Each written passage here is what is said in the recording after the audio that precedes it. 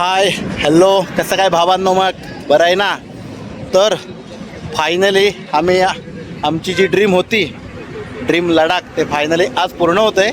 आम्ही आज सकाळी साधारणतः घरातून पनवेलवरनं 4:15 वाजता निघालो आहे. मी आणि आमचा नेहमीचे पार्टनर तन्मय पंडित, आणि अजून आम्हाला दोन इथे मुंबई आग्रा रोडला चांदवडमध्ये दोन मित्र आम्हाला कनेक्ट झालेत. तर बघूया त्यांचं काय म्हणणं आहे लडाख ट्रिपबद्दल. आमची राईड आहे पनवेल टू लेह लडाख पनवेल अशी राईड आहे. तर बघूया त्यांचं भावना काय. सगळ्यांचंच स्वप्न असतं आपली बाईक, प्रत्येकाची बाईक घेऊन लडाखला जायचं एकदा तरी आयुष्यामध्ये. तर जाणून घेऊया त्यांच्या काय प्रतिक्रिया आहेत त्या. चला तर मग. तर तन्मय, तू तर नेहमीच आहेस आपल्यासोबत रायडिंगला, तर तू काय सांगशील या ड्रीम लडाखबद्दल? 3 वर्ष झाली प्रयत्न चालू होते, आज सक्सेसफुली सुरुवात झालेली आहे. खूप आनंद आहे. तर ओके, हे पण आहेत आमच्याबरोबर पहिल्यांदाच रायडिंगसाठी अनूप काजरेकर. तर अनूप, तू काय सांगू शकतील तुझ्या ड्रीम लडाखबद्दल? माझा हा पहिलाच अनुभव असल्यामुळे अजून अनुभव घ्यायचा आहे. पुढे पुढे अजून मजा करायची आहे. ओके, त्यामुळे आज एकदम जरा एक्साइटमेंट मध्ये आहे. ओके, आता बघूया पुढे कसं काय. आता आपली ट्रिप चांगली होऊ देत यस. की देवाच्या चरणी प्रार्थना. ओके, तर पूर्वी तुम्हाला गाड्या दाखवतो कुठल्या कुठल्या आहेत त्या. 3 सेम गाड्या आहेत भावांनो. पहिली आहे CB350 हायनेस, दुसरी आहे एक्स पल्स 210, तिसरी आपली CB350 राणी, आणि परत इकडे हायनेस CB350. तर अशा गाड्या घेऊन 22 दिवसाची यात्रा आहे पनवेल लेह लडाख पनवेल. अशा तऱ्हेने आमची यात्रा चालू झालेली आहे. आणि नेहमीप्रमाणे आपल्या चॅनलला लाईक करा, सबस्क्राईब करा, शेअर करा, व सगळी अपडेट तुम्हाला मिळतच राहील. आणि आपल्या चॅनलला जर नवीन असाल तर आवर्जून पूर्णपणे व्हिडिओ पाहत राहा, लाईक करत राहा, शेअर करत राहा. चला तर मग या जर्नीला, प्रवासाला मस्तपैकी मजा, एन्जॉयफुल धमाल करूया. तर अशा प्रकारे फायनली जे ड्रीम होतं आमचं पूर्ण होतंय. आम्ही आज सकाळी सांगितल्याप्रमाणे पनवेलवरनं निघालोय. चांदवडला आम्हाला हे 2 मित्र आम्हाला कनेक्ट झाले राईडसाठी, आणि अशा तऱ्हेने आम्ही 4 जण 22 दिवसाची ट्रिप पनवेल लेह लडाख पनवेल मध्ये जमलं तर आम्ही सिटी व्हॅली करायचं प्लॅनिंग चालू आहे. पण अजून आमचं काय नक्की नाही. तर जसं जमेल तसं तुम्हाला अपडेट द्यायचा प्रयत्न करतो. पण कसं आहे ना भावांनो, एक वेगळं फिलिंग येतंय. आम्ही सगळं रायडिंग गेअर अंगावर आहेत आमच्या, की आजूबाजून आम्ही जातोय, लोक आम्हाला एक बघतायत, सॅल्यूट करतायत, एक विचारतायत कुठून आलायत, कुठे चाललायत. हे जे एक वाटतं ना, ते खरोखर भारी आहे मित्रांनो. एक म्हणजे मनाला समाधान देण्यासारखं सुख आहे. आपण जे सुख शोधत असतो ते हेच आहे सुख. अजून काय पाहिजे मित्रांनो? कसं आहे, पैसा येत जात राहतच असतो. आणि दुसरं म्हणजे बघायला गेलं तर काय, एकदा फिरण्याचं वय निघून गेलं की ते काय परत येत नाही. त्याच्यामुळे जसं जमेल तसं फिरत राहायचं, मित्रांबरोबर फिरत राहायचं मेन म्हणजे. तर अशा तऱ्हेने आम्ही चांदवडला थांबलो होतो, चांदवड फाटा मुंबई आग्रा रोड. आणि साधारणतः आमचं आत्तापर्यंत 280 किलोमीटर रनिंग झालेलं आहे. आणि हे आमचे मित्र आमच्यासाठी थांबले होते. जरा मी ब्लॉग बनवतोय, बोलतोय. तर 4 सवंगडी असे बरोबर घेऊन यात्रेला सुरुवात झालेली आहे. तर पहिला स्टॉप आहे आमचा पनवेल टू इंदोर. साधारणतः 580 वगैरे किलोमीटर असं आहे. 12, 12.5, 13 तास लागत आहेत. तर तिथे आमचा पहिला स्टे आहे. दुसरा स्टे साधारण आमचा आहे इंदोर टू जयपूर किंवा मथुरा. तर ते आज रात्री आम्ही ठरवू कुठल्या रूटने जायचं ते.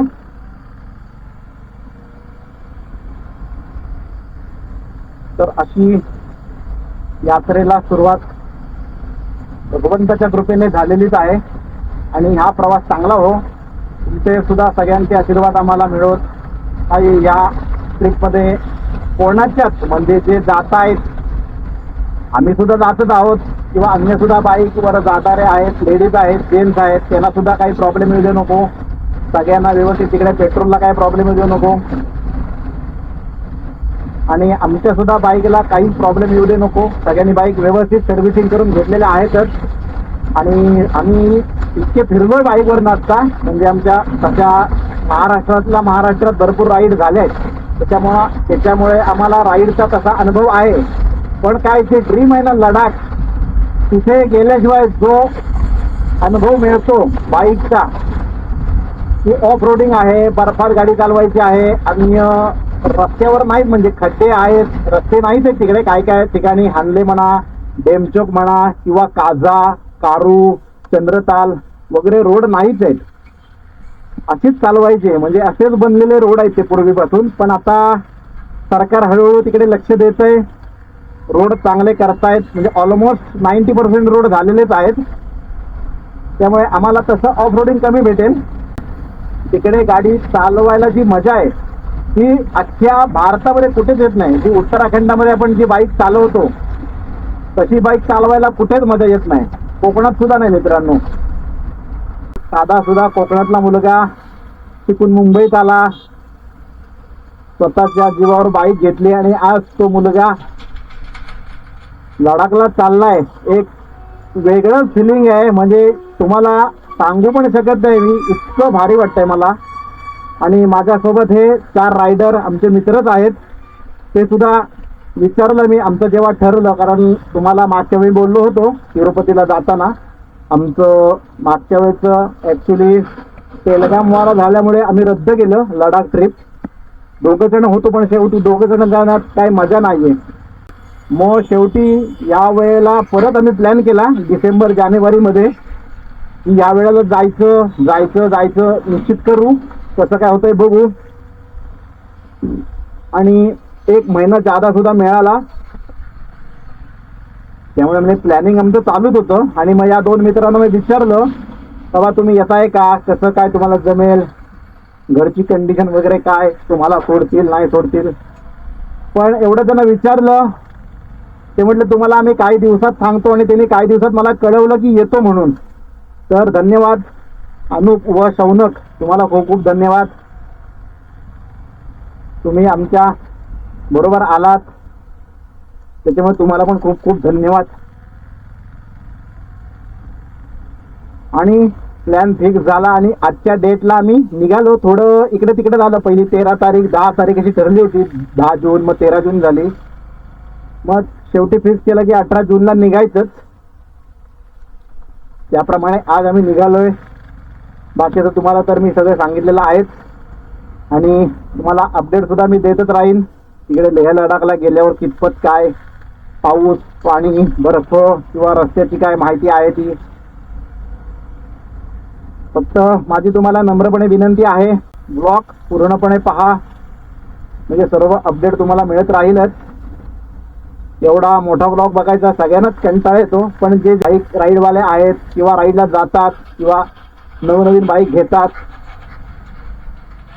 त्यामुळे तुम्हाला एक रस्ता समजेल. कारण ॲक्च्युली रस्ते सुद्धा 2 आहेत जायचे, म्हणजे जे मुंबईतून आहेत ते ॲक्च्युली गुजरात, अहमदाबाद, वडोदरा, राजस्थान तिकडनं जाऊ शकतात, किंवा अजून एक बडोदराला राईट मारून उदयपूर मार्गे सुद्धा जाऊ शकतो, हरियाणा अजमेरवरनं.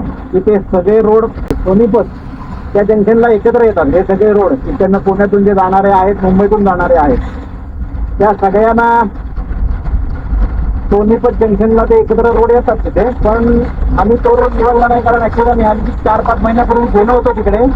अक्षरशः म्हणजे अहमदाबाद हायवेचं, मुंबई अहमदाबाद हायवेचं पूर्णतः काम चालू आहे. कंटेनर, ट्रक, डंपर, बाकीची वाहतूक सुद्धा भरपूर असते. गाडी चालवायला मजा येत नाही, आणि म्हणून आम्ही हा रोड निवडलेला आहे. आणि आम्ही सुद्धा जे गेले पुण्यातून, जे काही जण गेलेले आहेत त्यांना सुद्धा आम्ही विचारलं, त्यांनी सुद्धा आम्हाला सजेशन दिलं की तुम्ही पुण्यात येत आहे. दोघं पुण्यातून आले, आम्ही दोघं पनवेलवरनं आलो. त्याच्यामुळे आम्हाला सजेशन दिलं, तुम्ही जर पुणे मार्गे जाता, आग्रा मार्गे, तर पनवेल टू इंदोर, इंदोर टू जयपूर, जयपूर चंदीगड, चंदीगड शिमला, असं केलं तरी चालणार आहे. म्हणजे तो बरे सोपा आहे. त्यात रस्ता चांगला आहे, बरा आहे, गाडी चालवायला मजा येते. मेन म्हणजे ट्रॅफिक नसतो रोडला, रोड मोकळा असतो. त्याच्यामुळे एकालाही तुम्हाला जाता येईल. तर आम्ही सगळं प्लॅनिंग करून असं झालं आणि शेवटी निघायचा जो दिवस होता तो उजाडला आणि निघालेलो आहोत. तर अशी आमची यात्रा चालू झालेली आहे आणि 580 मधलं आमचं 342 किलोमीटर आहे इंदोर इथून. तर आता संध्याकाळी साधारणतः हा पोहोचायला मध्ये थांबून चहा नाश्ता फ्रेश वगैरे होऊन मध्ये वाटण्यात फोटोग्राफी वगैरे करून रील वगैरे बनवून पोहोचायला नाही म्हटलं तरी आम्हाला एक साधारणतः 6 वाजतील असं आम्ही टार्गेट ठेवलेलं आहे. 6 पर्यंत पोहोचायचं सावकाश घाई गडबड न करता. कारण खूप मोठी यात्रा आहे, खूप मोठं लक्ष ध्येय आहे. त्याच्यामुळे आम्हाला ते पूर्णतः काही अडचण न येता, काही बाधा अडचण न येता, कोणाची तब्येत खराब न होता पूर्णतः यशस्वी करायचंय. तर त्यामुळे ठरवलेलं आहे सावकाश जायचं, सावकाश यायचं, काही गडबड काय करायची नाही. आणि समजा तुम्ही मोठमोठ्या राईडला जाताय तर पूर्णतः डोकं शांत ठेवा मित्रांनो. जे गरम डोक्याचे आहेत त्यांना विशेष करून माझं सांगणं आहे, प्रचंड डोकं शांत ठेवा. अगदी डोक्यावर बर्फ ठेवून तुम्ही गाडी चालवा मित्रांनो. कारण काही जण आपल्याला असे जण भेटतात, अक्षरंगी किडे वगैरे असतात. आपला नाईलाज होतो, पण भांडायला जाऊ नका. कारण कसं आहे, आपण एकटेच बाईकवर असतो. अर्थात तुमची मोठी गँग असेल 15-20 बाईकर तर आपण मिळू शकतो एखाद्याला. लोक कुठं नसेल तर आपलं बाहेर काही चालू शकत नाही बाहेरच राज्यात. पोलिसांची मदत वगैरे तिथे भेटली तर ठीक आहे, पण पूर्णतः डोकं शांत ठेवा. देवाला प्रार्थना करा की काही विघ्न येऊ दे नकोस, किंवा काही आपल्यासोबत घडू दे नको, किंवा काही वाईट प्रसंग येऊ दे नकोस. देवाला वगैरे प्रार्थना करा. गाडीवरनं नारळ ओवाळून टाका, नजर वगैरे सगळे विसरवा. म्हणजे काय तुम्हाला विघ्न येणार नाही तुम्ही राईडला चाललाय तर. असं तुम्हाला माझं एक सांगणं आहे. आणि गाडीला क्रॉसिंग मारताना, लेफ्ट राईट जाताना शक्यतो इंडिकेटर द्या. कारण हायवेला सगळ्या गाड्या सुसाट असतात. आपण 80-90 इमानदारी चाललेलं असतं एका लाईट. पण कोणतरी कंटेनर किंवा गाववाले बाईकवाले असे काहीतरी उगाच तास दाखवायला भूक मारतात आपल्याला. टच वगैरे मारून जाणार, मग आपल्याला उठती येते. किंवा काही ठिकाणी स्पीड ब्रेकर घातलेले नाही जिथे क्रॉसिंग आहे तिथे. त्यामुळे शक्यतो अशा ठिकाणी तुम्ही बाईक हळूच चालवा. म्हणजे काय, जेणेकरून कोणाचाही अपघात होणार नाही. आणि गाडी तुम्ही लिमिटमध्येच चालवा, 80-90 मध्ये. म्हणजे जेणेकरून तुम्हाला आजूबाजूला परिसर म्हणा किंवा अन्य जे काही दिसतंय, आता छान निसर्ग सौंदर्य आहे. 18 जून जरी असली तरी अजून पाऊस पडलेला नाहीये, कुठे कडकडीत ऊन आहे, तरी छान आजूबाजूला निसर्ग सौंदर्य आहे, तुम्हाला बघता येत आहे. छान छान सह्याद्री आपला मित्र आहे. सह्याद्रीचं एक वेगवेगळं रूप आपल्याला दिसतं. पावसाळ्यात वेगळं, थंडीत वेगळं, उन्हाळ्यात वेगळं आता आपल्याला दिसतं. तर ते तुम्ही सुद्धा एन्जॉय करू शकता 80-90 ने. अगदीच काय 100-120 जायची गरज नाही. रस्ते खूप चांगले आहेत. आजूबाजूला शेती लावलेली आहेत, गुरं चरायला सोडलेली असतात. कुत्रे, मांजरं, अन्य पशुपक्षी किंवा नवीन बागायती आपल्याला दिसतात.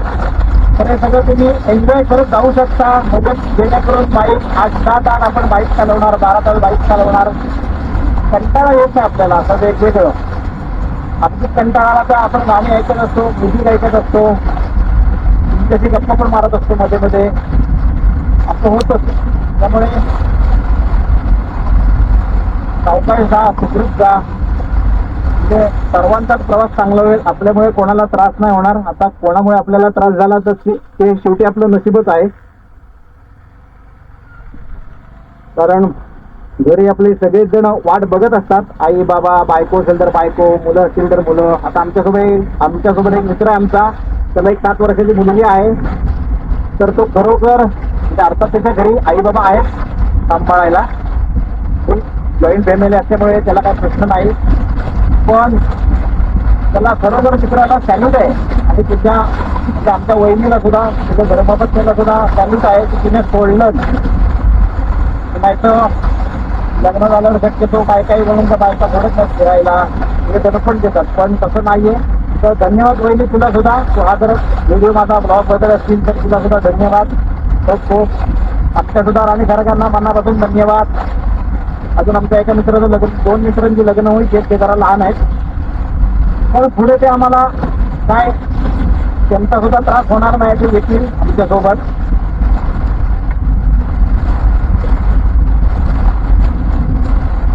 तर सगळ्यांना धन्यवाद.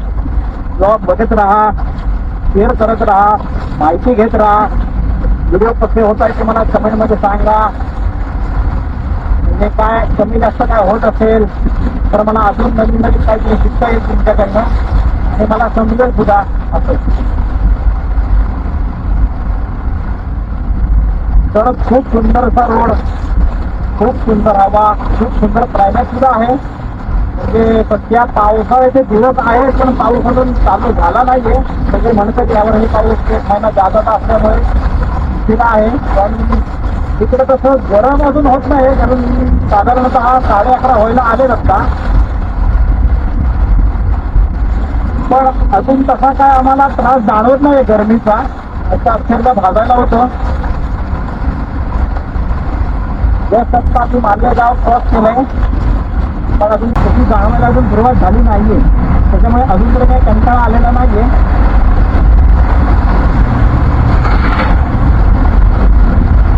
आतापर्यंत 5 तासांनी गाडी चालवतोय, पण रोड पण चांगला आहे. म्हणजे ठाणे, पडगाव वगैरे, कल्याण, आसनगाव वगैरे सोडल्यावर 1 नंबर रोड आम्हाला मिळाला आणि खूप चांगला आहे. खूप रोड चांगला आहे. त्याच्यामुळे आम्ही इमानदारी 80-90 जातोय आणि खूप अंतर सुद्धा खास कापलं जात आहे आणि कडक सुद्धा नाहीये. वेगळी मजा येते गाडी चालवायला सुद्धा. कंटाळा मेन म्हणजे आला नाही अजून. आज पहिला दिवस आहे म्हणा. अजून पुढे पुढे थोडे 4-5 दिवस झाले की थोडा बाईक चालवून मग पुढे ऑफ रोडिंग होणार, घाट रस्ता येणार. थोडाफार कंटाळा येणार आम्हाला. पण आहे तेव्हा क्लायमेट सुद्धा वेगवेगळे, बर्फाचे डोंगर, सह्याद्री आपल्याला तिकडे हिमाचल, उत्तराखंड एक वेगळ्या प्रकारे अनुभवायला मिळेल. तर घाटात तुम्ही ड्रायव्हिंग करताय तर ड्रायव्हिंग करताना सावधान, कारण हे कंटेनर खूप त्रास देतात सगळ्यांनाच, 4 व्हीलरवाल्यांना असो किंवा बाईकवाल्यांना सुद्धा असो. त्याच्यामुळे खूप काळजी घ्या घाटामध्ये ड्राईव्ह करताना.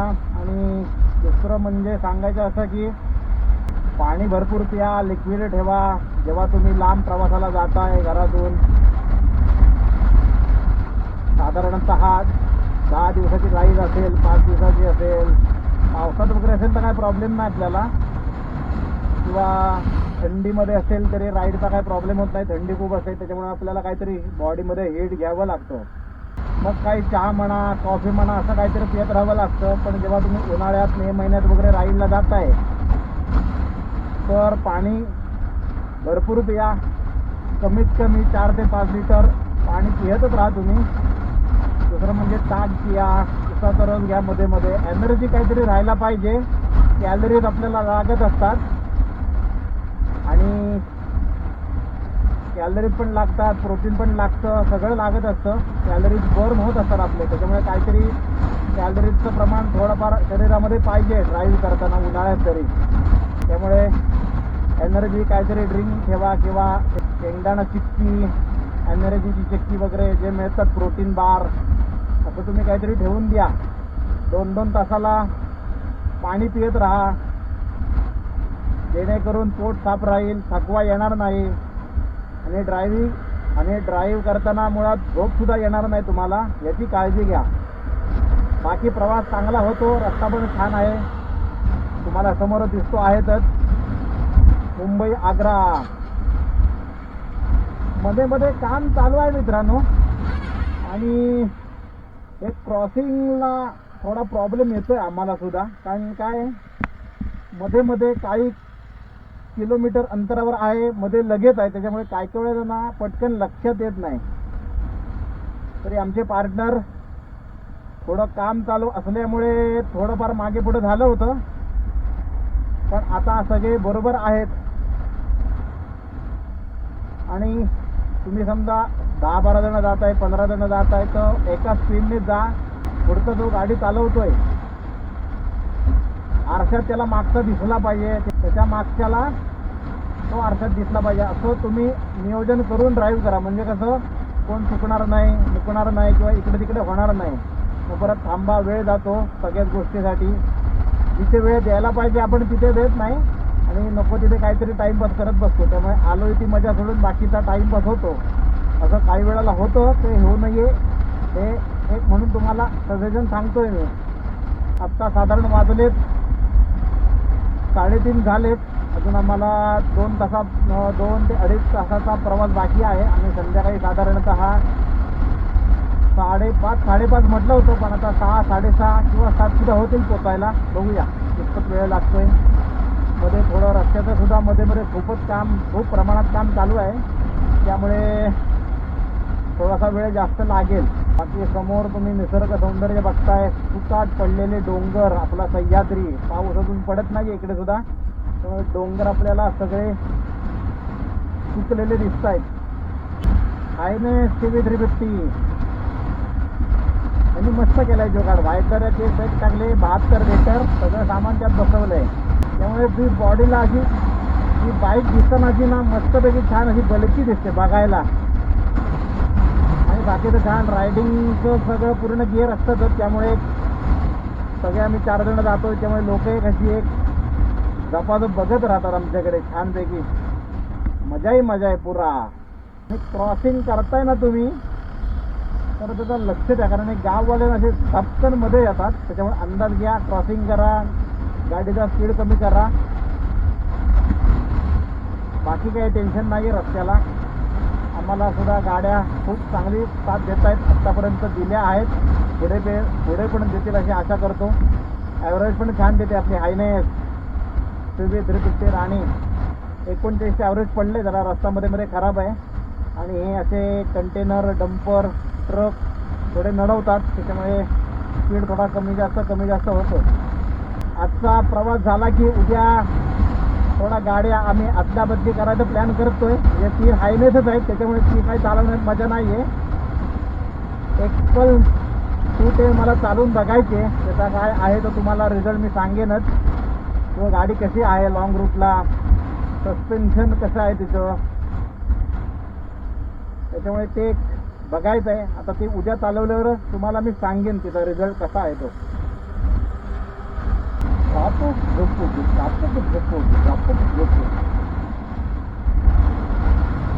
आमच्यातलं एक सवनक आहे ना, जरा लहान आहे सगळ्यांच्यात, वय वर्ष 19 आहे.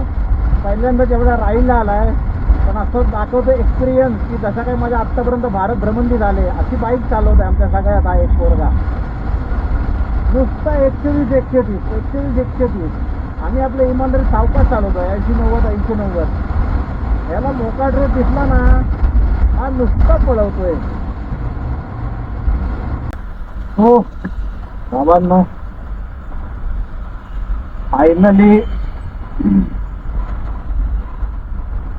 इंदोर बायपास रोडला आहोत आत्ता.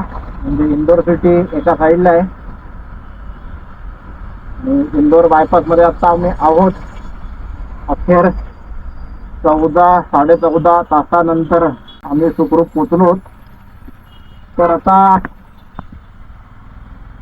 हॉटेल शोधणं चालू आहे राहण्यासाठी. तर ते मिळालं की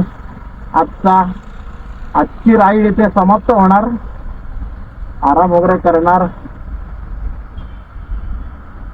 तर अशा प्रकारे छान सुखरूप मजा मस्ती करत, एन्जॉय करत, धमाल करत आम्ही सुखरूप इंदोरमध्ये पोचलेलो आहोत. पहिल्या दिवसाची राईड इथे संपलेली आहे, म्हणजे संपेल आता थोड्या वेळातच हॉटेल मिळालं की.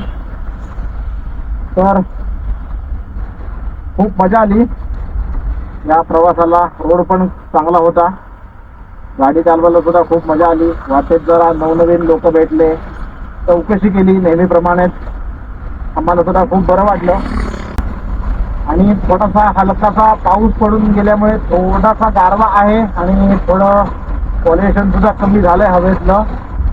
त्यामुळे जरा वातावरण वेगळं आहे. आणि आता वाजलेले आहेत 7, पण अजून दिवस मोठ्या असल्या कारणाने अजून चांगलं दिसतंय व्यवस्थित. त्याच्यामुळे काही प्लॅन चेंज सुद्धा होऊ शकतो आमचा. अजून 1 तास 1.5 तास ड्रायव्हिंग करू शकतो. पण आता बघूया, सगळे जरा म्हणतायत थांबूया इंदोर थोडं क्रॉस करून. 4-5 हॉटेल माझ्या मित्राने बघितली होती, ती सगळी फुल होती, कुठलंही अवेलेबल नव्हतं. पण त्यानंतर आम्हीच म्हटलं की काय बुक करायची गरज नाही आहे, काय तसा ऑफ सीझन आहे आता, शाळा वगैरे सुद्धा चालू झालेल्या आहेत. त्यामुळे लडाखला तशी फार गर्दी नसेल आणि जाणारे पण लोक आता तसे कमी झालेले आहेत. त्यामुळे हॉटेल आरामात मिळेल, त्यामुळे काय टेन्शन घ्यायची गरज नाही. तर बघूया कसं हॉटेल मिळतंय. गुगलवर वगैरे मी बघितलेली आहेत, छान हॉटेल आहेत, बजेटमध्ये आहेत. गेल्यावर तुम्हाला मी माहिती अपडेट देतो.